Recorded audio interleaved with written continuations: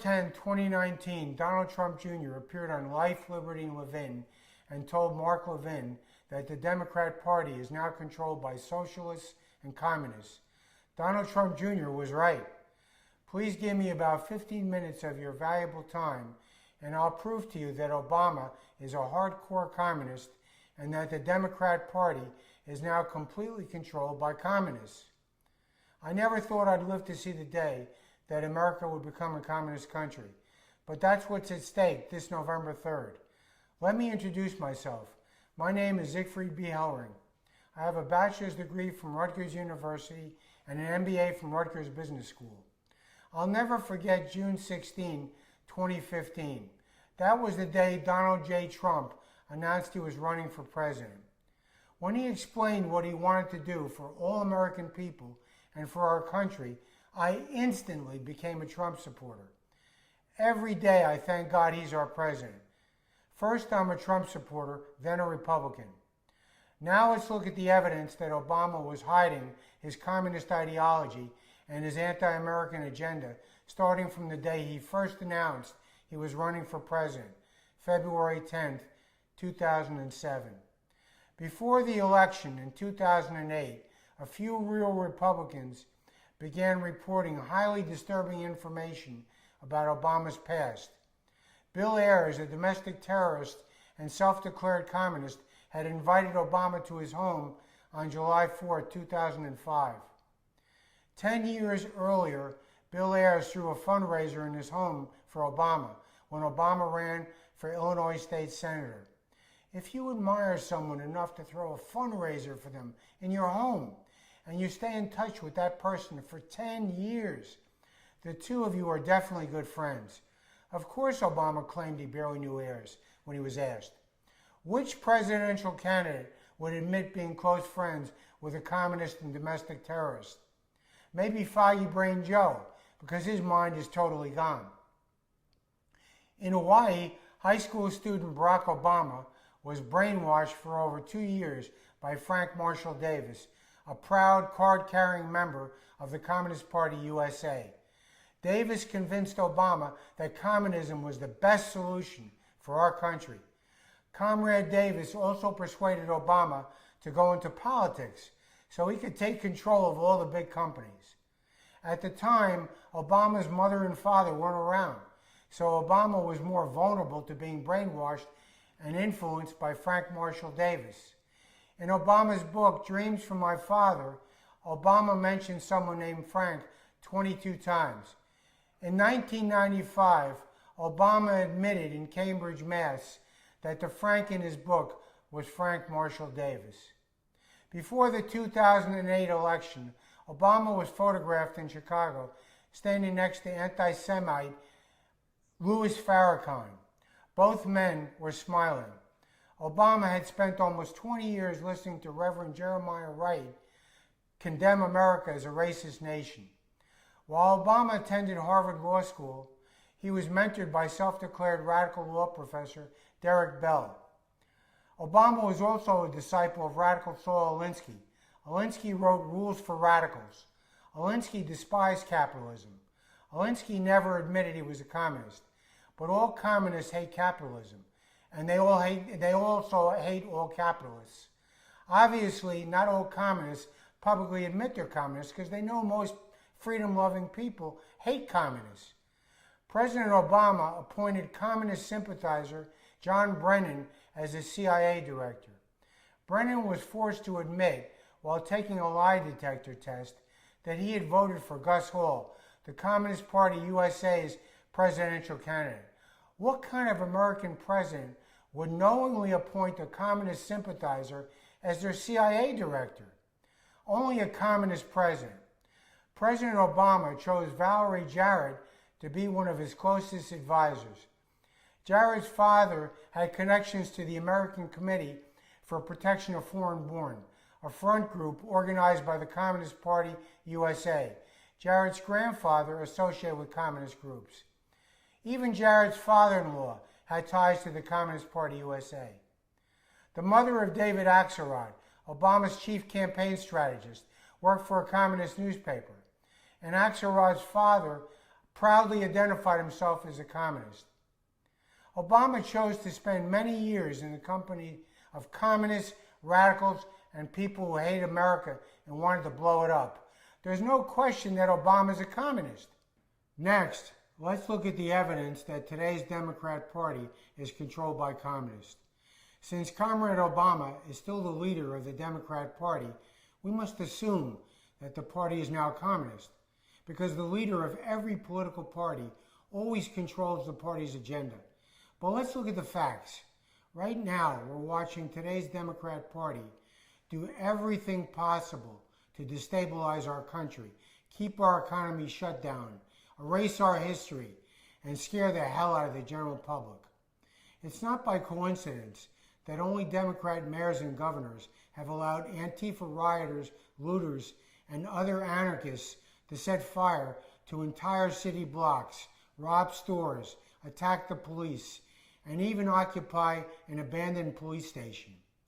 Why are Democrat mayors and governors doing everything they can to shut down their local economies and encourage anarchy and criminal behavior in the cities and states they control? The answer is simple. This is exactly what communists do when they want to take over a country. Mao Zedong and the Communist Party were able to take control of China in 1966 because most Chinese citizens were barely making enough money to survive. The streets in China were filled with looters and rioters. Communists know that when people are scared, desperate, and barely making enough to survive, they're willing to vote for anybody who promises to restore order and provide all their basic needs. The communists always promise they'll take care of everyone if you just give them the power. Today's Democrats are doing exactly the same thing. They're promising free education, free health care for everyone, including all illegals, of course, no matter how many cross our border, a guaranteed minimum monthly income, college loan forgiveness, and on and on. All these Commie Democrat promises are total fantasies. The Commie Democrats could never pay for any of these fantasy freebies. Our exploding national debt is now over $26 trillion. That number doesn't even include an additional $50 trillion for unfunded future Social Security and Medicare obligations. Where will our government get $76 trillion? The answer is simple. They won't. It's obvious that most of the people in Washington who are running our country don't care about anybody but themselves.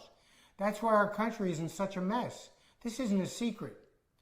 AOC, a former waitress, is the brains behind the Commie Democrats' economic plan and their Green New Deal. AOC is so dumb she couldn't even name the 3 branches of government. You can't make this up. By contrast, Germany ended 2019 with a budget surplus of 19.5 billion euros. Congress doesn't even know what the word surplus means. No government has ever survived in the long run by generating insurmountable debt. Our national debt is real. The interest on our national debt is real.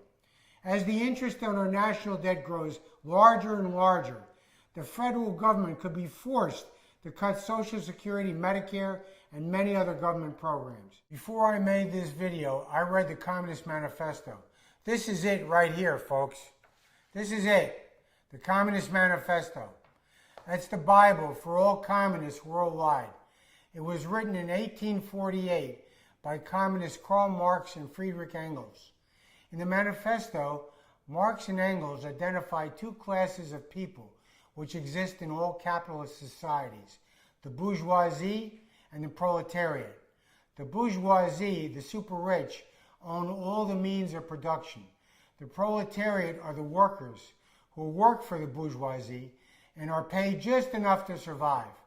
The manifesto predicts there will be a worldwide revolution during which the proletariat will seize all the wealth from the bourgeoisie.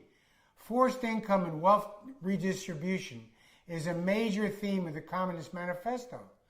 Today's Democrats also cry out for forced income and wealth redistribution through taxation. Sanders AOC, and others are demanding that the top 1% pay income tax rates of up to 90%. Today's Democrats are too dumb to understand that people in the top 1% will do anything to preserve their wealth, including relocating to another country. The Communist Manifesto demonizes the bourgeoisie. Today's Democrats do exactly the same thing. Sanders, AOC, and other commies accuse the top 1% of making all their money by cheating and exploiting the working class. Remember Comrade Obama's "you didn't build that business" speech? He finally revealed his contempt for all successful business owners. All commie Democrats hate capitalism and hate all capitalists. They believe that a centralized government should own or control all industries and all businesses. Commie Democrats always forget to mention that most successful entrepreneurs at all levels have made their money by working 7 days a week and risking their own wealth. The only reason we have a middle class in this country is because of capitalism. The Communist Manifesto says communism is a worldwide ideology which doesn't change based on nation or state boundaries. Communists don't recognize nations or borders. Today's Democrat Party also refuses to recognize our borders. Today's Democrat Party believes that America is an evil, illegitimate country and doesn't deserve to have borders. Pelosi said the wall is immoral. Beto O'Rourke said he wants to tear down the wall and take our AR-15s. How can anybody in their right mind vote for the Commie Democrats this November unless they love communism? I've now proven that today's Democrat Party has taken their ideology and major policies directly from the Communist Manifesto. This proves beyond any doubt that the Democrat Party is now communist. Although they call themselves Democrats and even like to call their party the Democratic Party, the Commie Democrats hate democracy and hate our country, period. How can anyone vote for these Commie Democrat nuts unless they also hate our country? In which case, they should leave it and go to a country they like. It's time we stop calling Democrats liberals, progressives, radicals, leftists, Bolsheviks, or even Marxists. If we don't have the courage to call the Democrats communists, despite the fact that their current ideology and their policy proposals come straight from the Communist Manifesto, how can we defeat them? I choose to call them Commie Democrats because that name makes it clear that the Democrat Party has transformed into the Communist Party, period. Since this past January, the Commie Democrats have manufactured one crisis after another to break our spirit and break our will to resist their plans to replace our democracy with a communist regime. First, they impeached President Trump for no reason. Then they used the COVID-19 crisis to shut down our economy. Next, they exploited the vicious murder of George Floyd to stage riots in big cities they control by using Antifa, their de facto terrorist army. Now they're demanding that we defund the police and keep our children home from school until a vaccine is available. The Commie Democrats are even willing to destroy our children's futures to get power.